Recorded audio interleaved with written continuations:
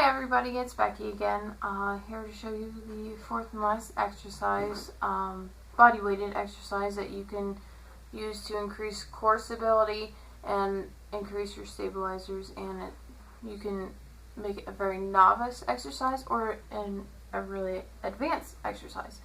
So depending on your fitness level, here's to appeal to all fitness levels, which is very good. So this exercise is called a pulsing bird dog. That simply, if you guys do not know what a bird dog is, you're on your hands and knees, one arm, one leg. Okay, it would be let's say this one, I'm using my left arm, and then I'm using my right leg. So, you want to keep everything as level as possible, and that is a bird dog. You could hold that, which is the extreme novice position. If you're not very secure in holding that position, maybe start with like 10 seconds or so. Or as long as you can hold it for, a few times. You can also do it to where you're on your hands and knees, and you can lift one hand, one leg, and it can be on the same side. Okay?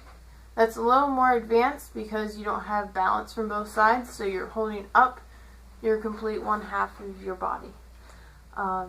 So that is a little more advanced version from the simple bird dog. We can also go into using a repetition bird dog, which is opposite arm, opposite leg, in, out,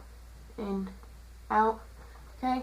Again, you can do it on the same side, out, in, out, in, out, in, okay?